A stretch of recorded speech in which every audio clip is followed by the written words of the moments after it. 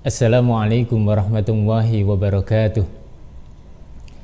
Alhamdulillahilladzi ja'ala Ramadhana alladzi unzila fihi al-Qur'an hudal linnasi wa bayyinatin minal huda wal furqan.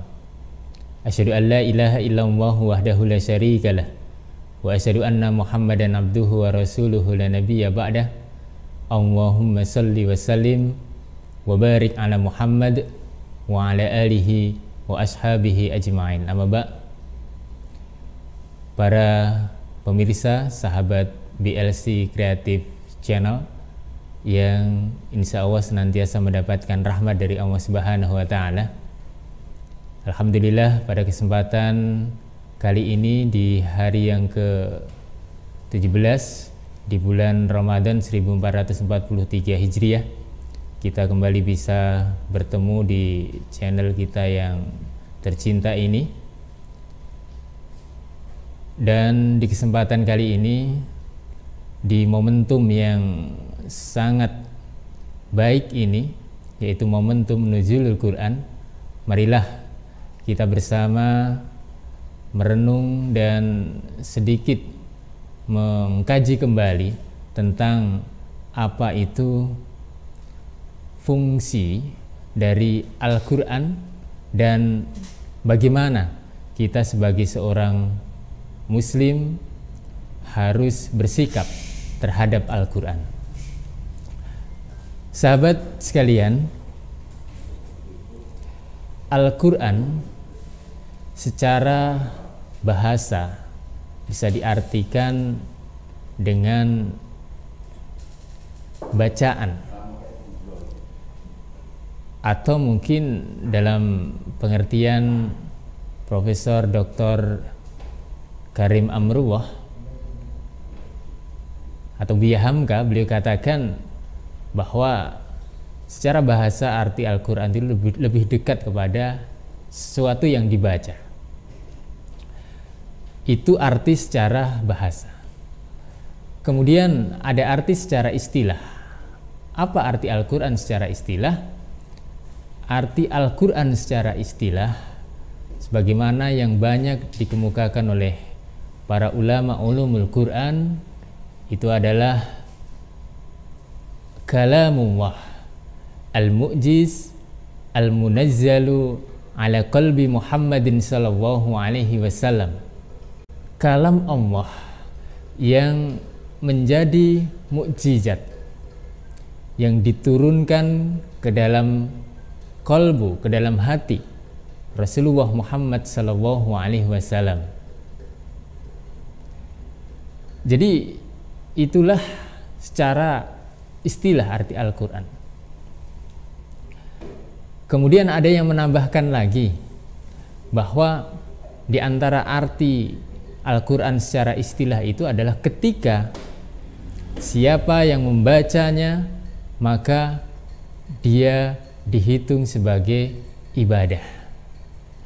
Nah, para pemirsa sekalian, setelah kita paham tentang Al-Quran ini, lalu bagaimana sikap kita sebagai seorang Muslim terhadap Al-Quran?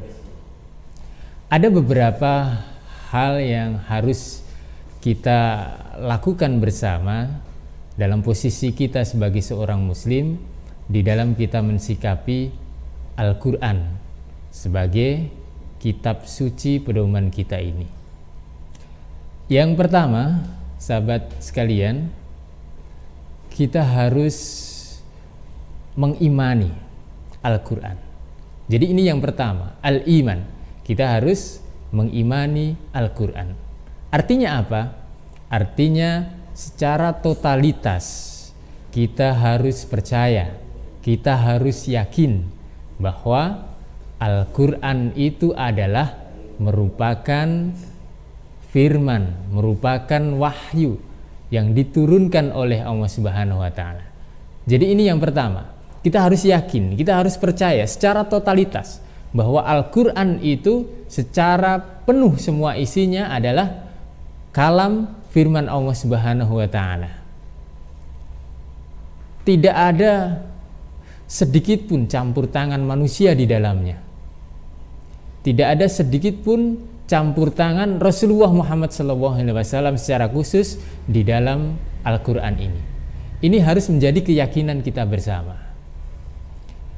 Jadi yang pertama itu, kewajiban kita terhadap Al-Quran adalah kita harus mengimani Al-Quran secara totalitas, bahwa itu merupakan wahyu dari Allah Subhanahu wa Ta'ala yang tidak diragukan lagi bahwa semuanya berasal dari Allah Subhanahu wa Ta'ala.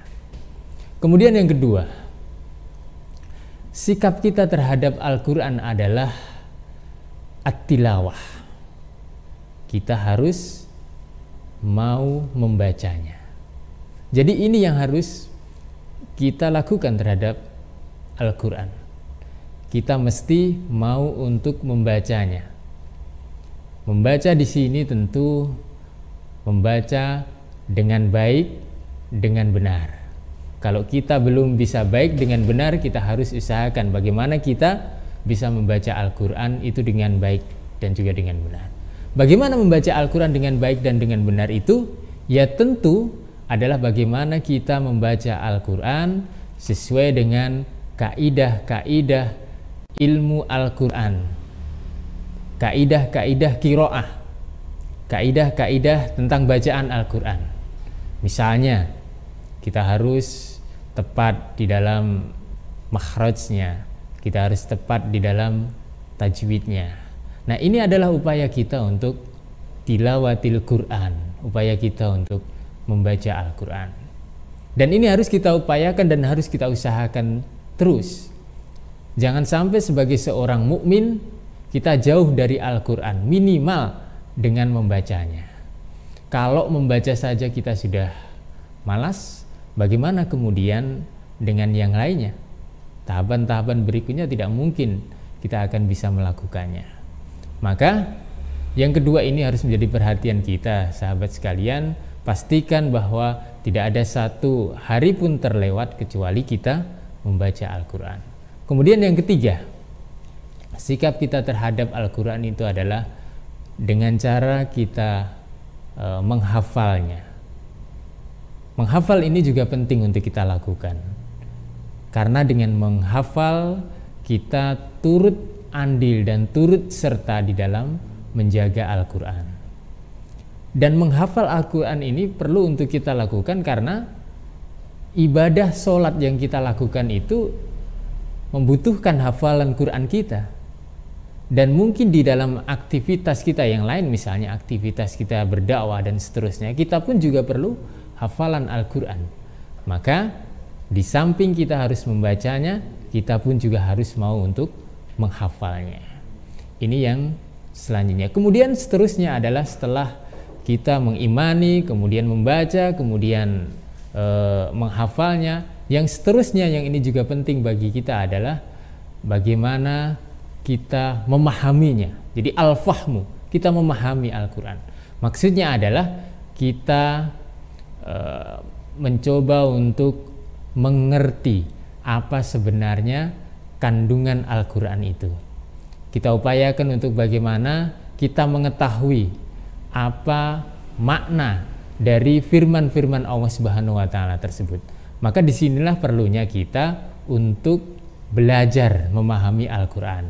Ya kalau tidak bisa bahasa Arab misalnya, kita semestinya juga mau untuk membaca kitab-kitab tafsir yang ada. Saya kira untuk saat ini banyak sekali kitab tafsir yang sudah beredar. Sebagai seorang warga negara Indonesia, juga banyak sekali kitab-kitab tafsir berbahasa Indonesia yang dikarang oleh para ulama-ulama di tanah air kita.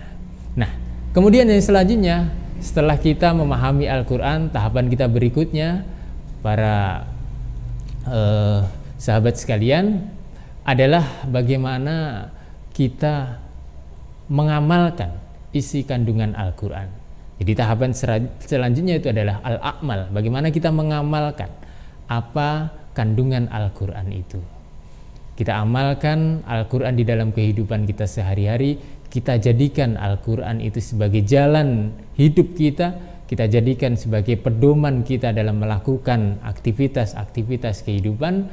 Kita jadikan Al-Quran itu sebagai petunjuk di dalam kita mengarungi kehidupan ini. Dan yang selanjutnya, yang tak kalah penting adalah ad-dakwah. Bagaimana kita mau untuk mendakwahkan isi dan kandungan Al-Quran itu. Karena dengan kita mau berdakwah, siar-siar Al-Quran itu akan bisa tersebar di tengah-tengah masyarakat, di tengah-tengah kehidupan. Itulah di antara beberapa kewajiban kita terhadap Al-Quran. Para sahabat sekalian, semoga ini bisa mengingatkan kita semuanya dan ya setidaknya memotivasi kita untuk menjadikan Al-Quran ini betul-betul menjadi satu kitab pedoman di dalam hidup kita. Saya kira momentum nuzulul Quran ini adalah momentum yang tepat bagi kita untuk bersama-sama menengok kembali sejauh mana kita sudah bersikap terhadap Al-Quran, kitab suci kita ini. Barangkali ini yang bisa kami sampaikan, semoga bermanfaat untuk kita semuanya. Jangan lupa untuk terus menyimak channel tercinta kita ini, BLC Creative Channel, dan jangan lupa pula untuk selalu memberikan dukungan guna pengembangan channel kita ini dengan cara like, kemudian share dan subscribe. Jangan lupa, itu akan sangat bermanfaat untuk pengembangan channel kita. Dan semoga yang kita lakukan semuanya mendapatkan ridho dari Allah Subhanahu wa Ta'ala dan berbuah pahala di sisinya. Sekali lagi semoga bermanfaat, kurang lebihnya mohon maaf. Billahi taufik wal hidayah. Wassalamualaikum warahmatullahi wabarakatuh.